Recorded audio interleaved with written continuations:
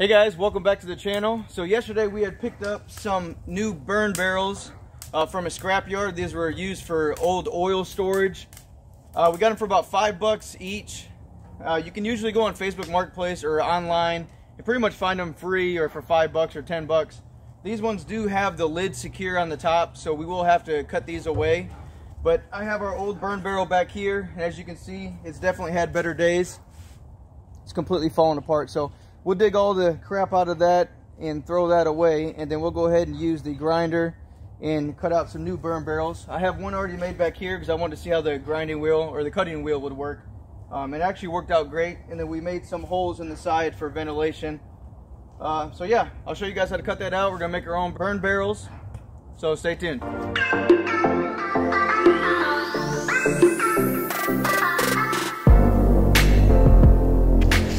Here's the old burn barrel that I had. It's definitely seen better days. So we wanted to pick up some new ones and make some new burn barrels. We got about 10 years out of this one, so it's time to trash this one and on to the new ones. Alright, so first things first, we gotta empty this old one out and get all the crap out of there. It's mostly just old ash and wet newspaper and all that, so I'm gonna use that probably for the garden or just to fill some gaps in the yard. So let's go ahead and get that started.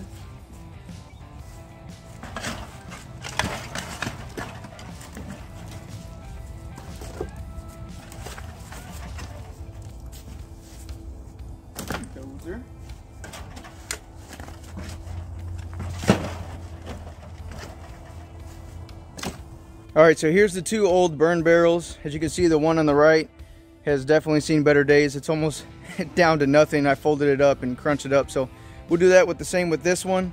And again, these were the same 55-gallon barrels that we had before. Just over time they rusted. A good way to keep that from happening is to scoop out your ashes when you're done burning stuff, just to keep the moisture out, because when it rains those ashes will get wet and it continues to rust the barrel. So a good way to keep this to last longer is scoop out the ashes and any other crap that you have sitting in the bottom that can get wet and rust away the barrels. Alright, now that we got a nice flat spot, I went ahead and put 3 bricks down that we're going to set our barrel on top of, just like this one. We're going to drill some holes in the bottom of the barrel so water is able to run out of it, and also it'll be good for ventilation underneath to keep the fire going. Alright, so again, the first thing you want to do is drill some drain holes in the bottom.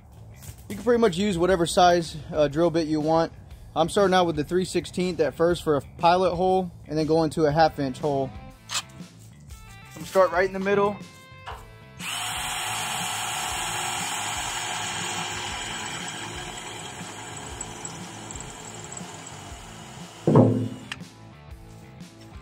Then we could drill all 5, but I'm just gonna show you how the 1/2-inch opens up. Then we'll go on to the next 5.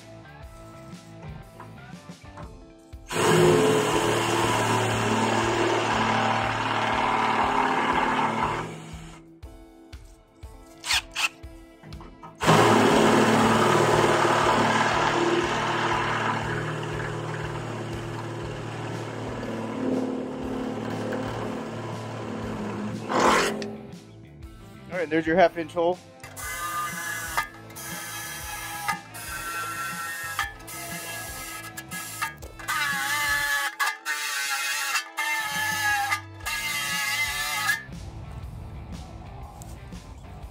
Alright, so we have our 5 holes drilled on the bottom, and then we have it balanced on our 3 bricks here.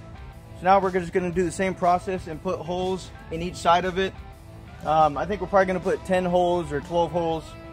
We'll do 1, 2 across, and then 2 on the other side, 2 on this side, 2 on that side. That'll make 8, and then we'll just make a couple holes here and there just for extra ventilation. So again, we're going to start with the small bit and then go up to the 1/2-inch.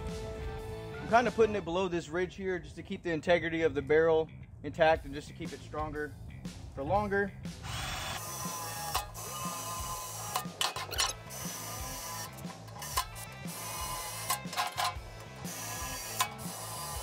Again, it doesn't have to be perfect. We're just making holes to allow oxygen and airflow to go inside the barrel. It'll burn much, much better if you put plenty of holes in here, so feel free to do as much as you want. Alright, and then we're going to switch it to our 1/2-inch.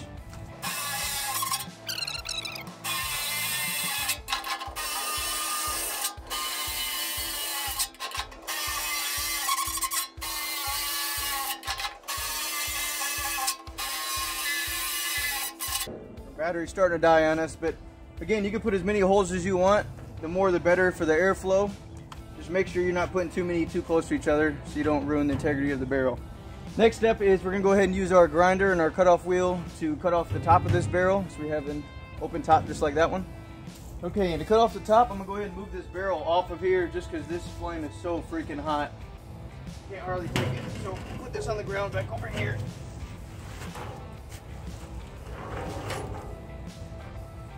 And when doing this, you most certainly want to have a pair of gloves and probably safety glasses. I know I look like a dork, but safety first.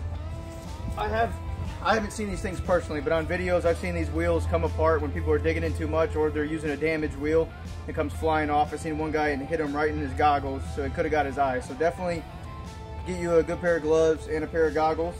And we're basically just going to go on the outside of this lid, or on the inside of the lid, I'm sorry. We're going to keep this spine on the outside, again, just to keep the integrity of the barrel. So we're going to go just on the inside of the lid right here, all the way around.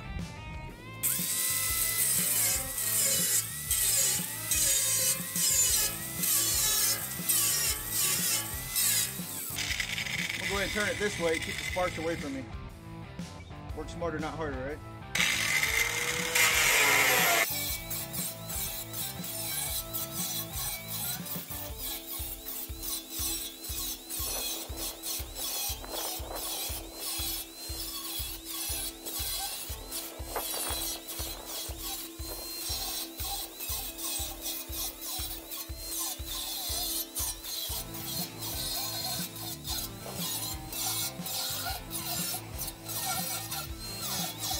It's helpful to make a line with the grinder instead of going all the way through first.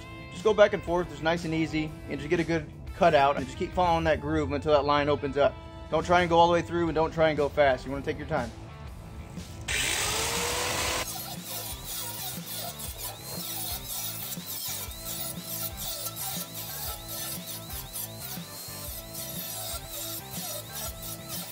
One more tip, you can get barrels that don't have the lid on it or have the closable lids that you can just pop right off. This is just what I happen to find at the scrapyard, so this is what we're using. Again, you don't have to do this, you can find one just with an open top or one that closes and you just undo the latch and pop the top right off. But this is what we're working with, so this is what we have to do.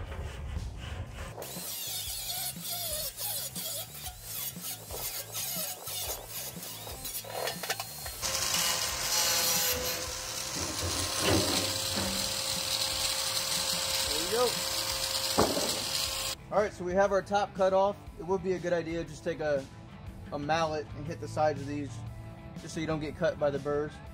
But other than that, this one's pretty much ready to go, just like the next one. That thing is giving off some serious heat. So we're going to put this back on the stand here. Again,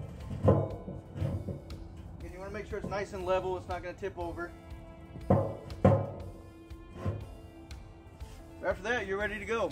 We'll go ahead and put some newspaper in there and some wood. Get this fired up, get all the excess burnt off the outside, the paint and all that. Other than that, you should be good to go. Alright, so I hope you guys liked this video. If you did, please leave a thumbs up. And also, if you're not subscribed already, please subscribe to my channel. It helps us out a ton. I really appreciate it. So today we made the burn barrels. Again, you can use this for burning wood or paper or cardboard. I'm also going to use this for my next charcoal video. My first charcoal video took off like crazy. We're at like 40,000 views already. So I'm going to make a second charcoal video with a bigger barrel, obviously.